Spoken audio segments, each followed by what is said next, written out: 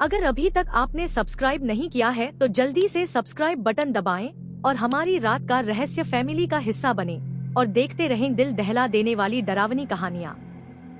आज जो मैं कहानी आपको सुनाने जा रही हूँ वो हमें नैनीताल से अमित जी ने भेजी है, जिनके साथ ये घटना आज से 2 साल पहले हुई। तो चलिए शुरू करते हैं। मैं यह कहते हुए शुरुआत करना चाहूँगा कि मैं एक सीधा साधा जीवन जीता हूँ, इसलिए मुझे यह पूरा यकीन है कि मैंने जो कुछ भी देखा और सुना पिछले नए साल की पूर्व संध्या पर, वह न तो किसी भ्रम का परिणाम था और न ही शराब के नशे का। यह 100% वास्तविक था। मैं नैनीताल के पास एक ऑफिसर्स कॉलोनी में रहता हूँ और मेरे कुछ दोस्त ऐसे इलाकों में रहते हैं जहाँ पहुँचने के लिए केवल अंधेरी पहाड़ की सड़कों का सहारा लेना पड़ता है। मेरा एक दोस्त आर्यन अपने परिवार के साथ एक संपन्न मोहल्ले में रहता है जो केवल उन्हीं अंधेरी सड़कों से पहुंचा जा सकता है। आर्यन के परिवार में हर साल नए साल की पूर्व संध्या पर एक पार्टी होती है जिसमें सभी परिवार के दोस्त आमंत्रित होते हैं, जिनमें मैं भी शामिल हूँ। यह काफी मजेदार आयोजन होता है, इसलिए जब आर्यन के माता पिता से मुझे कॉल करके इनवाइट करते हैं तो मुझे खुशी होती है। पहाड़ों में सर्दियों का मौसम अजीब हो सकता है। सर्दी वास्तव में नए साल से कुछ दिन पहले ही शुरू हुई थी। मुझे याद है कि ठंडी हवा और उबड़-खाबड़ सड़क ने उस यात्रा को असुविधाजनक बना दिया था। आमतौर पर मैं अपनी गाड़ी की तेज रोशनी का उपयोग नहीं करता क्योंकि मुझे इससे अन्य ड्राइवरों द्वारा चकाचौंध होना पसंद नहीं है, लेकिन इस बार सड़क की घनी अंधेरी अवस्था के कारण मुझे मजबूरन ऐसा करना पड़ा। दोनों तरफ घने पेड़ों की कतारों से घिरी हुई सड़क पर रोशनी के बावजूद आगे के मोड़ और घुमाव स्पष्ट नहीं थे। विशेष रूप से इस सड़क और आर्यन के मोहल्ले के बीच कोई और घर नहीं था सिवाय एक झोपड़ी के, जो कई वर्षों से सुनसान लग रही थी। हालांकि जब भी मैं इस रास्ते से गुजरता मुझे कभी कभी अंदर रोशनी जलती हुई दिखाई देती थी। यात्रा के कुछ मिनट बाद सड़क के एक सीधे हिस्से पर मेरी रोशनी ने पेड़ों के बीच कुछ सफेद चीज को चमकते हुए देखा। करीब आने पर मैंने देखा कि यह एक व्यक्ति का आकार था जो सड़क के किनारे अकेले खड़ा था। वह न तो हिल रहा था और न ही छिपा हुआ था, बस पेड़ों की तरफ पीठ करके पूरी तरह से स्थिर खड़ा था। वह एक महिला थी जो स्पष्ट रूप से एक सफेद पोशाक या गाउन में थी, जो ठंडे मौसम के लिए बिल्कुल उपयुक्त नहीं था।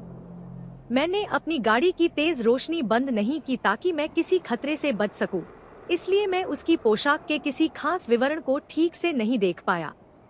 जैसे ही मैं उसके पास से गुजरा, मैं खुश था कि उसने सड़क के बीच में आकर मुझे रुकने के लिए मजबूर नहीं किया। लेकिन फिर मैंने सोचा शायद मुझे रुककर देखना चाहिए था कि क्या उसे मदद की जरूरत है। शायद वह भी आर्यन की पार्टी में जाने वाली कोई मेहमान थी। लेकिन यह सोच मेरे दिमाग में तब आई जब मैंने पीछे मुड़कर अपनी कार के शीशे से देखा। लाल रोशनी में मैंने देखा कि वह महिला मुड़कर मेरी तरफ देख रही थी। वह अब भी अपनी जगह स्थिर खड़ी थी। यह निश्चित रूप से डरावना था और उस समय मैं खुश था कि मैं कोई बहुत अच्छा समाज सेवी नहीं हूँ। मैं बिना किसी अन्य घटना के रात 8 बजे आर्यन के घर पहुँचा। उनकी बड़ी सी सफेद इमारत के सामने कंकड़ वाली सड़क पर पहले से दर्जन भर कारें खड़ी थी। घर एक बड़ी सी खाली जगह पर स्थित था जो चारों ओर जंगल से घिरा हुआ था। रात के कार्यक्रम शुरू हुए और हमने 12 बजे नए साल का जश्न मनाया। जब सब धीरे धीरे जाने लगे तो मैं वहां थोड़ा और रुक गया और साफ सफाई में मदद की, जैसा कि मैं अक्सर करता हूं। चूंकि मैं आर्यन के परिवार के करीब था, इसलिए मैं ऐसा करता था। जब मैंने खुद को रवाना किया तो मेरी कार वहां अकेली खड़ी थी। जब मैंने अपनी कार चालू की तो मुझे कम टायर प्रेशर की चेतावनी मिली। मेरी कार पुराना मॉडल है, इसलिए यह सटीक नहीं बताती कि किस टायर में दिक्कत है या कितने टायर प्रभावित हैं।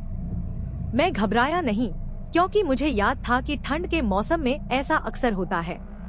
मैंने सोचा कि मैं ठीक से घर पहुंच जाऊंगा, लेकिन फिर मुझे उस महिला की याद आई जिसे मैंने रास्ते में देखा था। क्या वह अभी भी कहीं बाहर थी?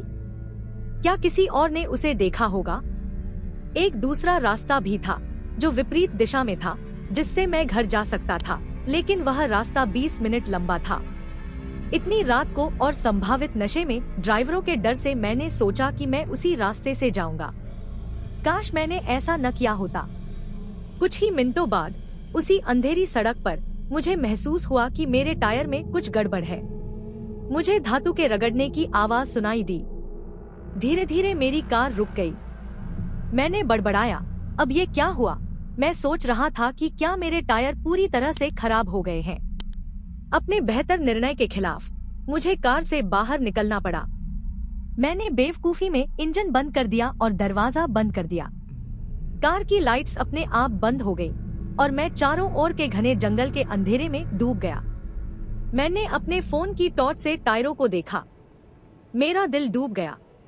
मेरे सभी चारों टायर फट गए थे, जैसे किसी जानवर के पंजों से उन्हें फाड़ा गया हो। तभी मुझे अचानक एहसास हुआ कि आसपास की हवा शांत हो गई थी। पेड़ों की शाखाएं हिलना बंद हो गई थी और यहाँ तक कि जंगली जानवरों की आवाजें भी गायब हो गई थी। ऐसा लगा जैसे समय रुक गया हो। तभी मुझे किसी के पैरों से पत्तों के कुचलने की आवाज सुनाई दी। मैं जम गया। फिर मैंने सुना, मैं तुम्हें देख रही हूँ। मेरा दिल धड़कना बंद हो गया। यह एक महिला की आवाज थी जो धीरे धीरे और शांत स्वर में आई थी। यह आवाज न तो गुस्से वाली थी और न ही डराने वाली, लेकिन इससे डरावनी कोई चीज नहीं हो सकती थी। तभी उसने कहा, क्या तुम मुझे देख सकते हो? इस बार मेरी लड़ाई या भागने की प्रतिक्रिया शुरू हो गई। मैंने अपने फोन की टॉर्च चालू की। मैंने देखा कि पेड़ों की लाइन के किनारे पर वही महिला खड़ी थी। इस बार उसकी पूरी रूपरेखा दिखाई दे रही थी। उसका गाउन गंदा और खून के धब्बों से सना हुआ था। वह बेहद दुबली और पीली थी। उसके बाल उलझे हुए और बहुत लंबे थे, लेकिन उसकी सबसे भयानक चीज थी उसका चेहरा, जो ऐसा लग रहा था जैसे उसका जबड़ा आधा गायब हो। और फिर भी वह मुझे देखकर मुस्कुरा रही थी। मैंने बिना कुछ सोचे समझे सड़क की तरफ भागना शुरू कर दिया। मुझे डर था कि वह मेरा पीछा करेगी। रास्ते में वह पुरानी झोपड़ी पड़ती थी, लेकिन मैंने सोचा, अगर वह महिला वहीं रहती है तो मैं वहां क्यों जाऊं? मैं आर्यन के घर की तरफ दौड़ा। जब मैं आर्यन के घर पहुंचा तो मैंने दरवाजे पर जोर से दस्तक दी।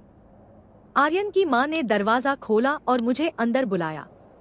मैंने सब कुछ उन्हें और उनके परिवार को बताया। उन्होंने मुझे रात वहीं रुकने दिया, लेकिन वह रात यहीं खत्म नहीं हुई।